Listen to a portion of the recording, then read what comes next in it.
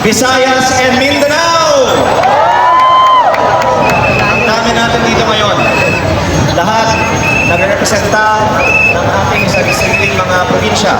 Kaya ang slogan natin ngayong araw ay We Are One! We are one! We are one! We are one! Dahil ito po ay napakita na tayo ay nagrepresenta ng isang bansang Pilipinas na nagkakaisa para sa panawagan, para sa transparency, accountability, justice, and democracy.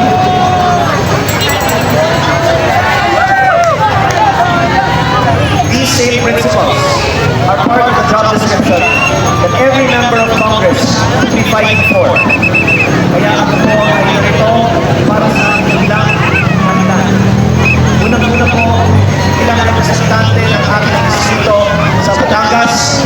Ito ang mga prinsipyo that we should be fighting for our constituents. At marami din po ako mga constituents at mga kababayang Batanggenyo na narito ngayon. At isang araw pa ay nasa EDSA. At ako po ay look out for their welfare. And I can see many of us are having a very good time dito po sa Liwasang Bonifacio. Kaya kaninang umaga pala, nandito ako, balik po ako, at kumuha ako ng bilang ng mga tao na nandito throughout the day.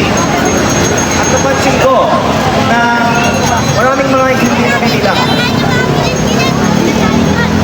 Kaninang 2 p.m. lang, ang bilang namin ay mahigit kumulang 10,000 na tayo dito noong 2 p.m. pa lang. Pero ang sinabi noon ay mga 2,000 lang noon. Ngayon, ang latest na bilang ay mahigit 50,000 na tayo dito sa Liwasang Bonifacio. Kasama tayo na papasok pa lang.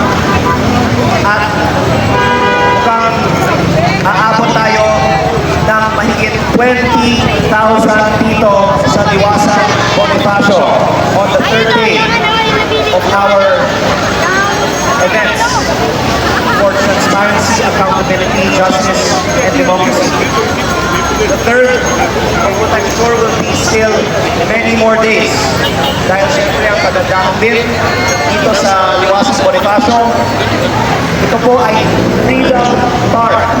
Hindi po kailangan ng rally permit at tayo ay papasalamat sa City Government of Manila na sumusuporta sa patuloy ng mga meetings dito sa Liwasang Bonifacio. Palakpakan naman po natin ang City Government of Manila.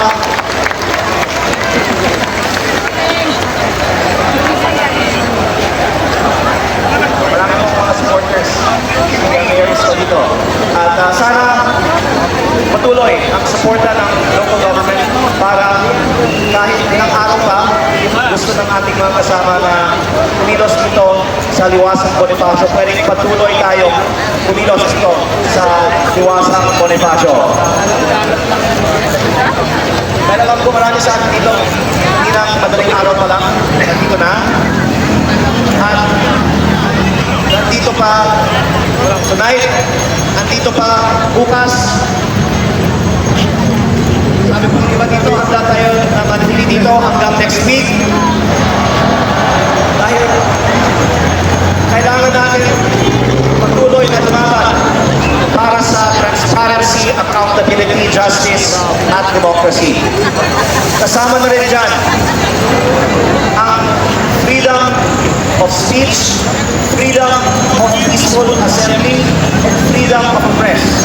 Kaya malaking bagay na rin tayong mga freedom parks at malaking bagay din na malaman ng mga kababayan natin na nanunood at home na ito ang isa sa mga pinakamalaki na mga pagtitipon ngayong taon ng anumang grupo ng mga Pilipino na nagpapakita na napakaraming mga Pilipino sa buong bansa ay nagkakaisa para sa transparency, accountability, justice, and democracy.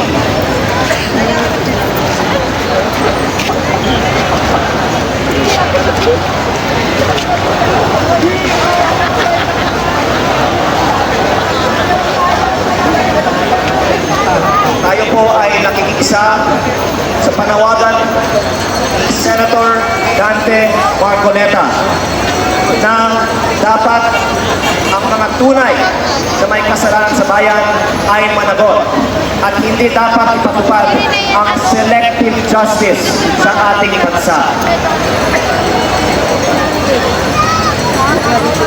Kaya ang kahulugan ng transparency, accountability, justice, and democracy. Dahil nalalabas ng iba na meron tayong justice sa ating bansa. Pero hindi po tunay ang hustisya sa ating bansa kapag selective lang ang hustisya. At bilang miyembro ng Kongreso, maaari kong bahagi ang alam ng marami sa aking mga kasamahan sa Kongreso. Ang karamihan sa amin ay may malaking kasalanan sa bayan at may kaugnayan sa mga maanomalyang flood control projects. Ngunit,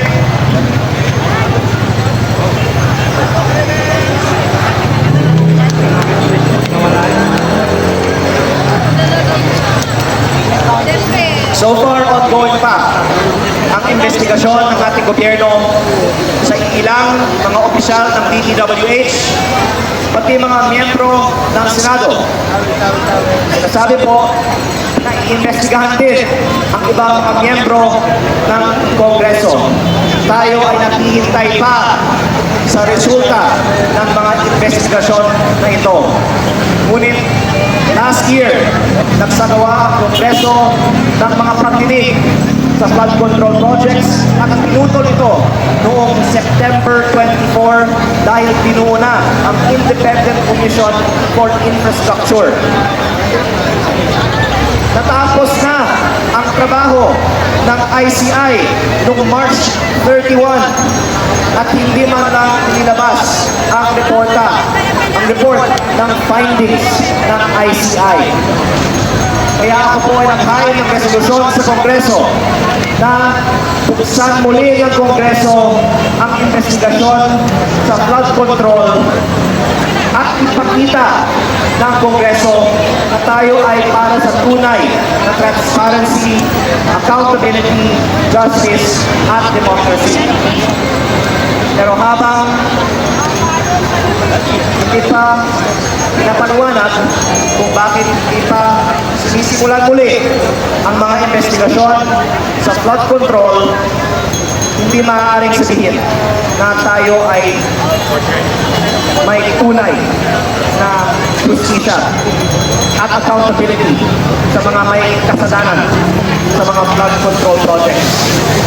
Kaya si Senator Marcoleta ay pinapatakutan ng marami sa gobyerno. Maraming mga senador ay nagsakripisyo para iluklok si Senator Marcoleta bilang chairperson ng Blue Ribbon Committee. Nagkaroon ng pagdinig ang Senate Blue Ribbon Committee at agad pinaputol ang mga pagdinig na ito dahil ayaw tila ng iba na lumabas ang katotohanan at dinidenay ang mga aligasyon ng mga tumitestigo ng mga delivery ng mga mali-malitang pera sa ibang mga miyembro ng gobyerno, pati na rin ang mismong mga dapat magpa-investiga sa flood control at sa iba pang mga anomalya sa gobyerno. Kaya lalong importante na simulan muli ang investigasyon sa flood control dahil kung hayaan lang natin sa mga iba na sagawa ang mga investigasyong ito, hindi natin maaasahan na iimbestigahan nila ang sarili nila. Kaya si Senator Marcoleta kinatakutan dahil wala siyang pinoprotektahan. At gusto niya ilantad ang katotohanan sa mga flood control projects. Ngunit sa halip na siya ay tulungan na ilantad ang katotohanan, siya pa ang sinasabing kakasuhan at nais ng iba na patahimikin. Ang sinasabing isa sa pangkaso sa kanya ay ang pagtanggap ng illegal na campaign donations. Ngunit hindi nga sinasabi na nanggagaling sa pondo ng bayan ang mga donasyon na ito. Ito po ay mga pribadong donasyon po lamang at walang kaugnayan sa flood control. Meron akong isang nais na ibahagi sa inyo. Maraming mga miyembro ng Kongreso at Senado ay nakatanggap ng mga campaign donations mula sa mga DPWH contractors na nagsagawa ng mga anomalyang flood control projects. Literal na ang mga kampanya ng ibang mga nakaupo ngayon ay tinondohan ng flood control. Ngunit sila pa ang nagpapaimbestiga sa mga anomalya sa gobyerno, kasama na ang kanilang mga aligasyon sa mga katulad ni Senator Marcoleta dahil ayaw nila na sila ang inimbestigahan.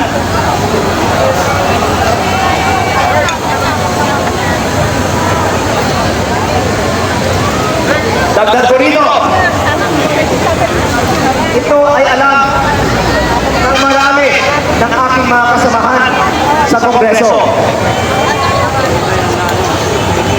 Nung ako ay bagong halal na congressman, ang daming mga kontraktor na lumapit sa akin para humingi ng kontrata sa DPWH. Pero akala ko ang trabaho ng congressman ay kumawa ng batas. Ang lumalabas pala, at least sa aking probinsya sa Batangas, hindi nagkakaroon ng tunay na competitive biddings ang DPWH. Dahil sinasabi nila ang mga bidding sa DPWH sa Batangas ay bidding-biddingan ko lamang. At ang mga congressman ang pinipili ng mga nanalo mga bidders. At sa pagkakataon, ang mga nagbibigay ng mga malalaking campaign donations sa mga kongresista sa Batangas ay ang mga nananalo ng maraming mga kontrata sa DPWH. Meron pa tayo nakita ang congressman na nakasuhan na para sa mga donasyon ng mga kontraktor ng DPWH. Kaya ako po ay may kahilingan. Hayaan ng Kongreso paimbestigahan ang mga campaign donations ng lahat ng mga miyembro ng Kongreso na nanggaling sa mga kontraktor ng DPWH. At tapusin natin ito bago tayo mag-judge o mag-allege ng anuman kay Senator Dante Marcoleta.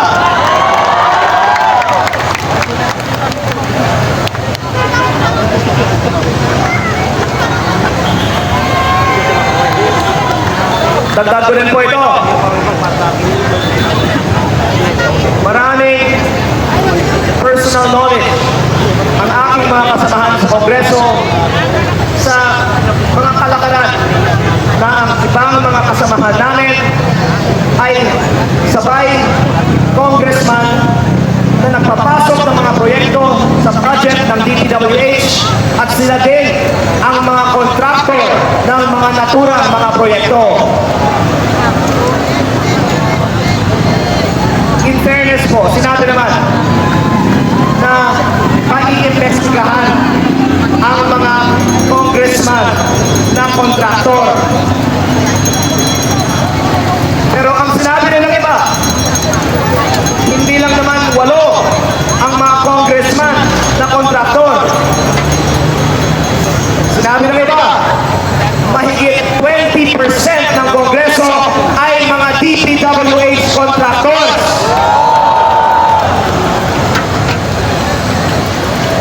Sila ba ay mapakasuhan kaya bago pakasuhan si Senator Marcoleta?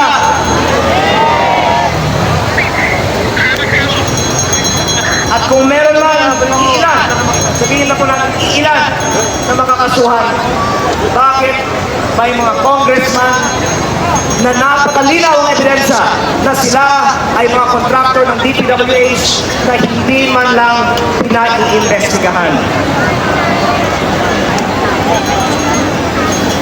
Panghuli, dinagdagan ko po ito. Lumabas na rin sa balita noon na ako ay may mga nakalap na mga dokumento mula sa DPWH na naglalaman ng mga listahan ng mga nagpasok ng mga budgetary insertions ng mga congressman para sa mga proyekto ng DPWH. Marami sa mga nagpasok ng mga proyekto sa budget ng DPWH ay may malinaw na kaugnayan sa mga contractors who were eventually awarded these projects. At may mga lumabas na mga testigo na nagpapatunay sa mga dokumentong ito. Dahil hindi po galing sa akin, nang galing sa mga testigo na kinikilala ng ating gobyerno ang mga pahayag na ito. In fact, ang ilan sa kanila ay ginawa na o inanunsyong gagawing state witness at sweldo na sa kanilang mga kaso. Ngunit, sa aking personal na opinion, kung gagamitin natin ang testimonya ng ilan para idawit ang ilan at ang resulta nito ay i-absuelto sila sa kanilang sariling mga kaso, hindi tama na selective ang justice at 2 o 3 lamang ang makakasuhan gamit ng kanilang testimonya. Kung may kaalaman sila na reflected sa mga dokumento ng DPWH na hindi 2 o 3, kung hindi 2 o 300 ang nagbigay ng mga insertions para sa mga proyekto sa DPWH sa kanila. Yan ang ibig sabihin ni Senator Marcoleta na selective ang justice sa ating bansa. Bakit? May ilan na kinakasuhan o ikinulong na habang ang iba ay hindi man lang na-investigahan gamit the same evidence and the same testimonies. Kaya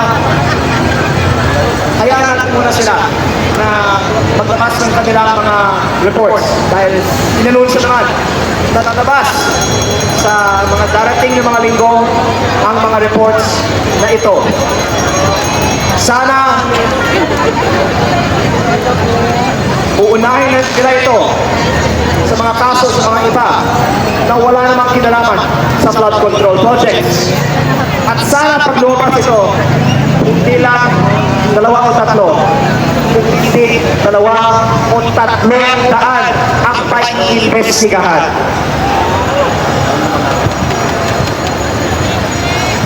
Yan ang kahalagaan na pinaglalaban ni Senator Marcoleta at lahat ng iba nating mga kasama dito ngayong araw. Dahil kung hindi equally applied ang batas, yan po ay violation of the right to equal protection under the law. Yan po ay violation sa mga prinsipyo ng transparency, accountability, justice, at democracy na dapat pinaglalaban ng lahat ng mga miyembro ng Kongreso. Kaya, pangwakas, meron po akong suggestion. Dahil nakain ako ng resolusyon na simulan muli ng Kongreso ang investigasyon sa mga flood control projects. At tayo dito ngayon ay nagmumula sa lahat ng mga probinsya sa Luzon, Visayas at Mindanao. Una, kayatin natin ang ating mga congressman na makikisa sa mga panawagan ng ating pagtitipon ngayong araw. At kung hindi man lang sila dadalo dito sa Liwasang Bonifacio, sa Facebook, o pag-uwi natin sa ating mga probinsya, siguro naman, marami nga sa atin ay sumuporta sa mga nakaraang mga eleksyon sa ating mga kongresista. Hikayatin natin sila na sumuporta sa pagbubukas muli ng investigasyon ng mga flood control projects ng mga miyembro ng Kongreso at magtulungan para ilantad ang katotohanan sino ang nakinabang sa mga flood control projects kahit ang ating mga kasamahan sa Kongreso ay matadawin dito. At kung sila ay may kaalaman tungkol sa mga bagay na ito, sana sila mismo ay maglalantad nito. At para sa mga marami pang iba ng mga kasalukuyan o dating miyembro, hindi lamang ng Kongreso at Senado, pati na rin ng Ehekutibo at ng Kabinete na may kaalaman tungkol sa mga anomalous flood control projects, sana makikita nila ang dami ng mga tao dito ngayon sa Liwasang Bonifacio at ang lakas ng suporta ng taong bayan para sa paglalantad ng katotohanan para ma-encourage din sila na ilantad ang katotohanan. Kaya bigyan natin sila ng konting panahon na mag-isip kung nais nila ilantad ang katotohanan themselves at kung nais nilang unahin ang mga flood control investigations kaysa sa mga investigations sa iba. Pero kung lumipas ang panahon at hindi nila tayo papakinggan, I cannot speak for everyone here, pero sa tingin ko, hindi papayag ang mga kasama natin dito sa Liwasang Bonifacio na hindi managot ang mga may kasalanan sa mga flood control projects, and he will have to take other measures to demand accountability for the wrongdoing that has been done. Pero sa ngayon, ihintayin ko po kung may gagawin silang ibang action pa at sana pakinggan nila ang mga kasama natin dito sa Liwasang Bonifacio bago sila magdedesisyon tungkol sa mga susunod pang mga hambang sa iba nating mga kaibigan na ang nais lang ay lumabas ang katotohanan sa mga nangyari sa mga flood control projects katulad ni Senator Dante Marcoleta. Maraming salamat po at mabuhay po kayong lahat.